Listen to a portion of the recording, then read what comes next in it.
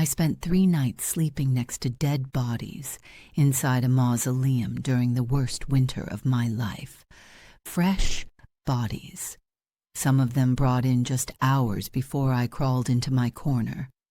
I'm going to tell you how a lottery winner ended up using coffins as shelter from the cold, how I went from champagne bottles to crack pipes in less than 8 months, and why the smell of embalming fluid still feels more like home than any penthouse I ever stayed in. My name is Dana, or at least it was. Now I don't know what to call myself anymore. The person who won that lottery doesn't exist. She died somewhere between the 3rd overdose and the first night she realized that sleeping among the dead was safer than sleeping among the living. This is my story. Every part of it is true. I wish it wasn't. I was 26 years old when I bought that ticket. It was a Tuesday, I think. Maybe Wednesday. I remember it was raining because I ducked into the gas station to avoid getting soaked while waiting for my bus. The bus that took me to my job at a call center where I made $11 an hour and hated every second of it. I had $7 in my pocket, spent $2 on a coffee, spent $5 on lottery tickets because why not? I'd been buying them since I was 18 and never won more than $20. The jackpot was $47 million. I watched the numbers that night on my phone while eating instant noodles in my studio apartment. The apartment had a leak in the ceiling that my landlord refused to fix, had roaches I'd stopped trying to kill because there were too many, had a mattress on the floor because I couldn't afford a bed frame. When the first number matched, I didn't react. When the second matched, I sat up a little straighter. By the 4th number, my hands were shaking so bad, I almost dropped my phone. When all 6 numbers matched, I just stared at the screen for maybe 10 minutes without moving. Without breathing, it felt like. $47 million. After taxes, I walked away with about $28 million. The lottery office made me take photos holding one of those giant checks. I smiled so big my face hurt. They asked me what I planned to do with the money. I said I wanted to help my family, invest wisely, maybe travel a little. I meant it. I really did. The first month was actually okay. I paid off my mom's house, bought my brother a car because his had broken down and he needed it for work, set up a trust fund for my niece's college education, got myself a nice apartment. Nothing crazy, just a 1-bedroom in a decent neighborhood with no roaches and no leaks. I hired a financial advisor, did everything the guides tell you to do when you come into money. But here's what nobody warns you about. When you win the lottery, people find out. It's public record in most states. Your name gets published. And once your name is out there, they come. They came fast. The first one was a guy named Marcus. Met him at a coffee shop about 6 weeks after I got the money. Good-looking guy, well-dressed, friendly smile. We started talking and he mentioned he was an event promoter, said he organized parties for celebrities, athletes, high-net-worth individuals, said he'd seen my name in the news and thought I seemed like someone who deserved to enjoy her new life. I should have known right then. Should have asked myself why a stranger would approach me like that. But I'd spent my whole life being invisible, working jobs where nobody knew my name, coming home to an empty apartment, eating alone, sleeping alone. The idea that someone wanted to include me in something exclusive, something special, it felt good. Marcus invited me to a party that weekend, said it was at a mansion in the hills, very private, very exclusive. Said I'd meet interesting people. I said yes because I was lonely and because I thought this was what rich people did. The party was everything he promised. Huge house, maybe 50 people there, all of them dressed like they'd stepped out of a magazine. Open bar with top shelf everything. A DJ playing music I'd never heard but immediately loved. People were friendly, welcoming, asked me about myself like they actually cared. That was the night I tried cocaine for the first time. I'm not going to pretend someone forced me. A woman named Destiny offered it to me in the bathroom while we were both fixing our makeup. She did a line right there on the counter and then held out the little straw to me. I hesitated for maybe 5 seconds before taking it. The feeling was unlike anything I'd experienced. Suddenly I was confident, funny, beautiful, interesting. All the insecurities I'd carried my whole life just evaporated. I went back to the party and talked to everyone, danced for hours. Felt like I finally belonged somewhere. Marcus found me around 3 in the morning, asked if I'd had a good time. I told him it was the best night of my life. He smiled and said there would be many more. He wasn't lying about that. Over the next 2 months, I went to a party almost every weekend. Sometimes 2. The venues changed, but the vibe was the same. Expensive locations, beautiful people, unlimited substances. I started recognizing faces, started making what I thought were friends. There was Destiny, who'd introduced me to Coke. There was a guy named Julian who always had the best stuff. There was a woman named Kira, who seemed to know everyone in the city and made me feel like I was part of her inner circle. The money started flowing out faster than I'd expected. Not on the parties themselves. Those were usually free for me, but on everything around them. Designer clothes because I couldn't show up wearing the same outfit twice. Hotel suites, because some parties lasted until morning and I needed somewhere to crash. Gifts for my new friends because they were always doing nice things for me, and I wanted to return the favor. Julian was the one who introduced me to crack. It was maybe 4 months in. I'd been doing coke regularly by then, spending a couple $1,000 a week on it easy. Julian said he had something better, something that would make coke feel like caffeine in comparison. We were at his apartment, just the 2 of us, and he pulled out a glass pipe. I remember hesitating. Cocaine felt sophisticated somehow, like something successful people did at parties, but a crack pipe looked different. Looked like the people I used to see on the streets near my old apartment, the ones I'd crossed the street to avoid. Julian laughed when he saw my face, said it was the exact same drug, just a different delivery method, said the high was cleaner, stronger, better, said all the stuff about crack being different from coke was just propaganda to criminalize poor people. I believed him because I wanted to believe him. The first hit was like being struck by lightning. Every pleasure center in my brain lit up at once. The coke high I'd grown to love was nothing compared to this. This was pure euphoria, pure bliss, pure escape from every bad feeling I'd ever had. The crash was just as intense. When it wore off, I felt worse than I'd ever felt in my life, empty, hollow. Like all the color had drained out of the world, the only thing that made it better was another hit. Within a week, I was smoking every day. Here's something they don't tell you about crack addiction. It moves fast. Cocaine, you can sort of maintain for a while. I knew people who did coke on weekends and held down jobs, relationships, lives. Crack doesn't work like that. Crack becomes your entire existence almost immediately. I stopped going to the fancy parties because I didn't want to share.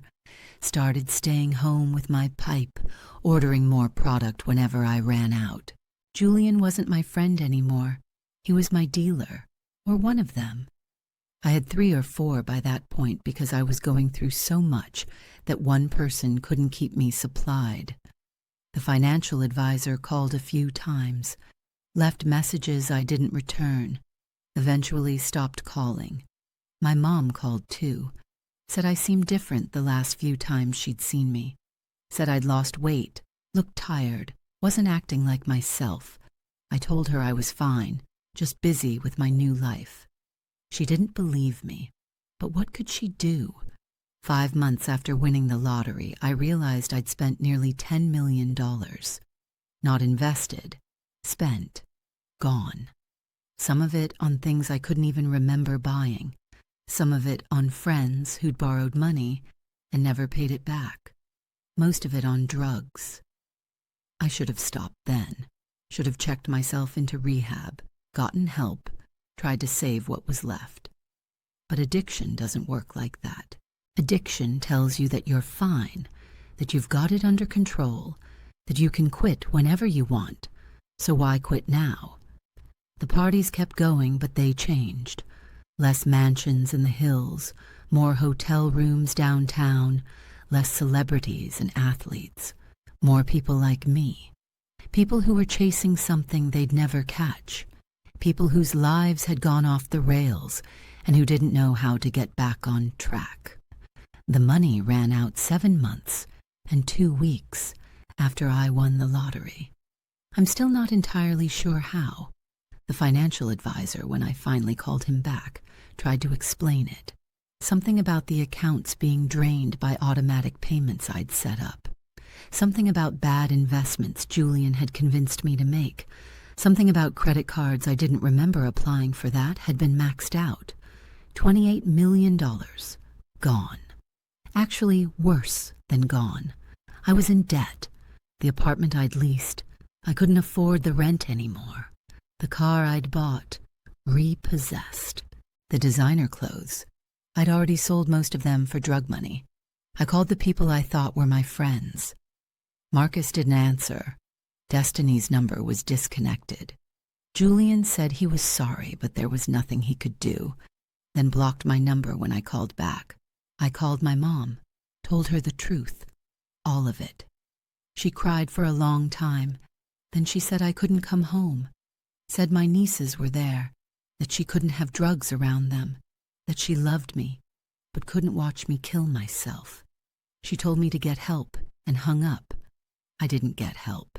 I found ways to keep using. The first night I slept outside was in a park about a mile from my old luxury apartment. I had a blanket I'd taken from the hotel where I'd been staying before they kicked me out. It wasn't even that cold yet, maybe 50 degrees. But I remember lying there thinking this couldn't be real. This couldn't be my life. 8 months ago, I was eating instant noodles in a roach-infested studio and dreaming about something better. Now, I had nothing. Less than nothing. The streets taught me things fast. Where to find food. Where to sleep where the cops wouldn't bother you. Which shelters were safe and which ones you should avoid. Who you could trust and who would rob you the moment you closed your eyes. But most importantly, the streets taught me that the drugs never stop. No matter how far down you go, someone's always selling. And no matter how broke you are, there's always a way to get money for another hit. Ways I'm not proud of. Ways I don't want to talk about. By the time winter came, I'd been homeless for about 3 months. November, I think. Maybe early December. The cold started getting serious, dropping below freezing at night. The shelters were always full, and the competition for spots was fierce. Some nights I couldn't get in anywhere. That's when I found the cemetery. It was this old place on the edge of the city, not the nice kind with green lawns and marble headstones, the kind that's been there for 100 years, overgrown and forgotten. Most of the graves were so old the names had worn off the stones, but in the back there was a mausoleum, one of those above-ground buildings where they keep bodies in walls instead of burying them.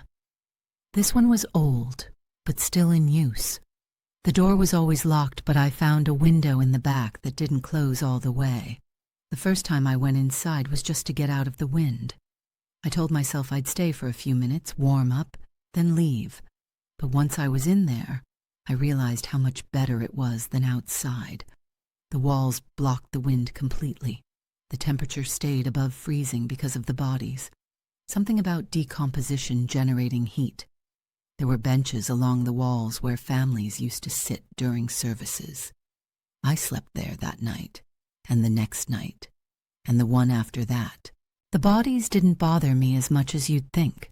Or maybe they did, and I just didn't have the luxury of being bothered. When you're freezing to death, you stop caring about a lot of things. The dead can't hurt you. The dead don't steal from you or assault you or call the cops on you. The dead just lie there in their little compartments, silent and still. Sometimes new bodies came in. I could tell because of the smell. Fresh ones have this different odor, hard to describe, like meat and flowers and chemicals all mixed together. The embalming fluid smell was the strongest, sharp and sweet at the same time. After a while, I started associating that smell with safety, with warmth, with survival. I spent 3 nights in there during the worst cold snap of that winter. Temperatures dropped to single digits. People were dying on the streets, literally freezing to death. The shelters were so overcrowded they were turning people away. But I was in my mausoleum, curled up on my bench with my blanket, listening to the wind howl outside while I stayed relatively warm. I talked to the dead sometimes, told them about my life, about the lottery and the parties and the drugs, about how I'd had everything and thrown it all away. They were good listeners, never judged me, never told me I'd gotten what I deserved. There was one body that came in while I was there, a woman, based on the name on the temporary marker, Maria something. They brought her in late one afternoon and I had to hide behind a far pillar until the funeral workers left. Then I went back to my corner. That night I lay there thinking about Maria, wondering who she'd been, if she'd had money, if she'd been happy, if she'd made mistakes like mine, or if she'd done everything right and still ended up here. Dead is dead, I guess. Doesn't matter what choices you made. The cemetery groundskeeper found me on the 4th morning. Old guy, maybe 70, had worked there for decades. I thought he'd call the cops. Thought I'd get arrested for trespassing or desecrating graves or something. Instead, he asked if I was hungry. His name was Raymond. He brought me to the little maintenance shed where he took his breaks, made me coffee on a hot plate, gave me a sandwich from his lunch bag. Didn't ask questions, just sat there with me while I ate. When I finished, he said he'd seen a lot of people over the years. Said the cemetery attracted the desperate, the grieving, the lost. Said he'd found homeless people sleeping among the graves before. Said he understood that sometimes the dead are better company than the living. Then he asked if I wanted help. I'd been offered help before. Social workers, shelter staff, random strangers. I'd always said no because help meant giving up the drugs and I wasn't ready. But something about Raymond, about that moment, about spending 3 nights next to Maria's body, something broke through. I said yes. Raymond knew a place, a rehab facility that took people with no money, no insurance, nothing, run by a church, faith-based program. Not my thing normally, but I was in no position to be picky. He drove me there that afternoon in his old pickup truck. The withdrawals were the worst thing I've ever experienced, worse than any cold night on the street, worse than the hunger, the loneliness, the shame. My body had become dependent on crack in a way I didn't fully understand until I stopped using, shaking, sweating, vomiting, pain everywhere, feeling like my skin was on fire and frozen at the same time. But I got through it. Day by day, sometimes hour by hour. The people at the facility, they'd seen it all before. Didn't treat me like I was broken. Treated me like I was sick and getting better. It took 3 months before I felt anything close to normal. And even then, normal was different than before. The cravings never fully go away. They just get quieter, more manageable. I've been clean for 2 years now. I live in a small apartment, nothing fancy. Work at a grocery store stocking shelves overnight. Make about $400 a week, which covers rent and food and bus fare. Nothing extra. No savings, no luxuries. Sometimes I think about those 8 months when I had everything. The parties, the clothes, the hotel suites, the feeling of being special and wanted. Part of me misses it. Part of me knows it was never real. Those people didn't want me. They wanted my money. The moment it was gone, so were they. I went back to the cemetery once, about 6 months ago, brought flowers for Maria even though I never knew her. Tried to find Raymond, but someone told me he'd retired and moved away to live with his daughter. I hope he's doing okay. I owe him my life. The mausoleum looked different in daylight. Smaller than I remembered, less like a sanctuary and more like what it really was, a building full of dead bodies. I stood there for a few minutes, thinking about the person I was when I slept inside those walls, trying to figure out if I was grateful or horrified or both. I think about the money sometimes. $28 million. What I could have done with it. What I should have done with it. Bought a house, started a business, set myself up for life. Instead, I smoked it all. Every last cent, up in smoke. The thing about addiction is that it doesn't care how much money you have. Rich addicts and poor addicts end up in the same place eventually. The rich ones just take a longer, more expensive route. I went from lottery winner to sleeping with corpses in less than a year. Probably some kind of record. My mom talks to me again now. We're not close like we used to be, but we're working on it. She came to visit last month. First time she'd seen my apartment. Didn't say anything about how small it was, how bare. Just hugged me and said she was proud of me for fighting. I don't know if I'm proud of myself. What's to be proud of? I destroyed my life completely and then crawled back from it. That's not an achievement. That's just survival. But I guess survival counts for something. I still go to meetings. NA, twice a week. Stand up and say my name and admit I'm an addict. Tell my story sometimes when there's someone new who needs to hear that rock bottom doesn't have to be the end. They look at me with wide eyes when I talk about the mausoleum. Can't believe someone actually did that. Neither can I most days. The lottery still runs. I see the billboards sometimes when I'm walking to work. Some jackpot or another, always growing. People lined up at gas stations buying tickets, dreaming about what they'd do with the money. I want to tell them to be careful. I want to tell them that money doesn't fix anything. It just amplifies what's already there. I was lonely and insecure before I won. The money didn't change that. It just gave me expensive ways to avoid dealing with it. But nobody wants to hear that. Nobody buys a lottery ticket thinking about everything that could go wrong. They think about the good stuff, the freedom, the possibilities, the life they've always wanted. I thought about that stuff too. $47 million. That's what the sign said.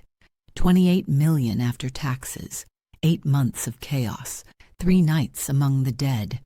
And now somehow I'm here, stocking shelves at a grocery store at 2 a.m, clean and sober and alive. It's not the life I imagined when I scratched off those numbers. It's not the life I wanted, but it's a life. And after everything I've been through, that's enough. The smell of embalming fluid still hits me sometimes. Walking past a funeral home, passing by a hospital, it takes me right back to that mausoleum, that bench, that cold winter when I had nothing and nobody except the dead. I don't know why I survived when so many others don't. Don't know why Raymond found me that morning instead of walking past. Don't know why I said yes when he offered help. Maybe it was luck. Maybe it was something else. Maybe it doesn't matter. What matters is that I'm still here, still fighting, still waking up every day and choosing not to use. That's my story. The lottery winner who slept with corpses, the millionaire who lost everything, the addict who found a way out. I'm not looking for sympathy, not looking for anyone to feel sorry for me. I made my choices, and I lived with the consequences, still living with them. But if you're watching this and you're somewhere dark, somewhere you never thought you'd be, I want you to know something. It can get better. Not easy, not quick, not pretty, but better. I went from $28 million to sleeping in a mausoleum to survive winter. And somehow, I'm okay now. Not great, not fixed, but okay. That's more than I ever thought I'd have again.